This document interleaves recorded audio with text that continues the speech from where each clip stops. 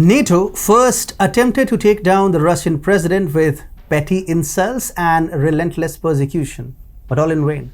Now they are resorting to something even more pathetic. Way to go, geniuses. Hi and welcome to TFIGlobal, the foreign affairs and geopolitical analysis arm of the TFI Media Group. I'm your host, Atul Mishra. Let's begin. Western leaders abhor Putin and Russia, and this is a well-documented fact. From their constant criticism of his leadership style to their blatant disregard for Russian interests, it seems like they just can't help but express their disdain for the man and his country. But who can blame them? After all, Putin has made it clear that he doesn't care about what the West thinks of him. He's more interested in flexing his muscles and making bold moves and leave his opponents scrambling to catch up.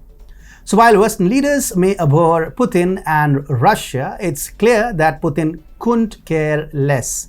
In fact, he's probably enjoying the attention. After all, there is no such thing as bad publicity, right? Now, Western leaders have started giving Putin some really hilarious press attention. Remember the ridiculous claims that stressed Putin is dying, he has many girlfriends, etc. Now, Western media is stressing that Putin is not the leader of Russia. Yes, you heard that right. Putin is not the leader of Russia. There's no coup or rebellion in Russia, but Putin is being controlled. By whom? Well, Russia has a de facto leader now. His name is Nikolai Patrushev.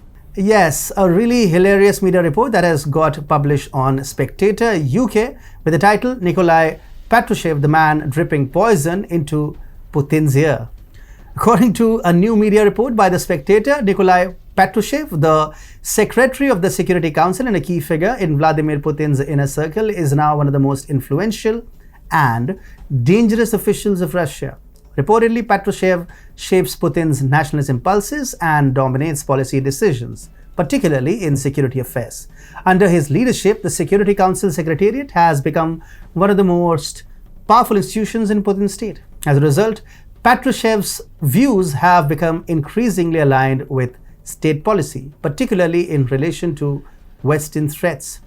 As per the Spectator, Patrushev believes that Russia is facing an insidious Anglo-Saxon conspiracy to bring down the Russian regime, and the war in Ukraine is really only part of a wider struggle with NATO and the collective West.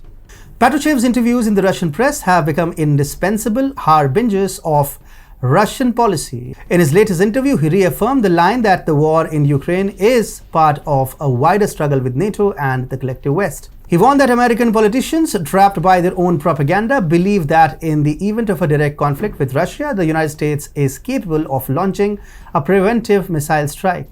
However, this overlooks the fact that no one in the West is actually making any such claims. Patrushev exerts a subtle influence over Putin by controlling the information reaching his desk. He frames policy dilemmas and presents options to Putin, who is notoriously prickly about being handled. Patrushev's talent lies in knowing how to manage a dangerous czar like Putin. Patrushev is considered to be the most dangerous member of Putin's inner circle because he channels and shapes the worst impulses of Putin's clique. The article, hilarious though it is written in such a tone as if Patrushev is the de facto leader of Russia. Do you think the above claims are enough? Wait for more. The report also highlights that Nikolai Patrushev, the secretary of the Security Council, has played a significant role in Russia's recent foreign policy decisions. He played a key role in the annexation of Crimea in 2014 and the 2022 invasion of Ukraine.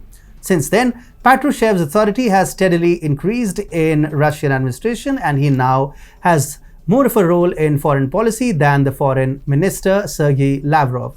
Patrushev has been vocal in his response to recent allegations that the Nord Stream 2 bombings may have been conducted by pro-Ukrainian forces, implying that he still believes Washington is to blame.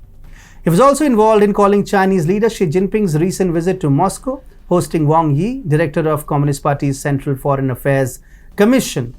Additionally, Patrushev has a busy schedule of foreign trips, most recently visiting Cuba to meet with both Miguel Diaz-Canel and former leader Raul Castro. These are pretty big accusations. Still, it is more like a rant piece a man writes when he has literally run out of all options. Such reports are, of course, surprising, but definitely not new. NATO has been trying to take down Russia for the past year through some seriously lame yet hilarious tactics. First, NATO allies imposed sanctions, but the Russian economy didn't move an inch and didn't even break a sweat. Then they attempted to seize Russia's assets to scare Moscow. Surprisingly, even that didn't work out.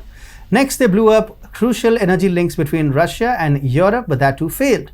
And if that wasn't enough, they even tried to spread rumors that Putin was on his deathbed with blood cancer. But surprise, is still alive and kicking. And now they have come up with a new theory that Putin is being controlled by someone else. If they're making up a story, they could at least make it interesting. Maybe Putin is actually a shape-shifting alien, or a werewolf, or a ghost, or a secret agent for the Illuminati. It is no hidden fact, Western news portals are often accused of propagating a certain agenda that aligns with the views of their respective governments. Critics argue that these news outlets prioritize sensationalism over objective reporting, often relying on anonymous sources and unverified information to push a particular narrative. To quote the great Donald Trump, if the report is based on anonymous sources, it's probably fake news. The influence of Western authorities on news portals continues to be a source of controversy, with many people doubting their ability to remain impartial and independent. Just wait until this news article appears in more Western portals such as the NYT and WAPO. Here, NATO is really cooking stories out of thin air. They might as well concede that Russia is a difficult nut to crack and move on for more useful endeavors. For example, knitting, completing crossword puzzles, cookbooks, anything, but not this. This is embarrassing.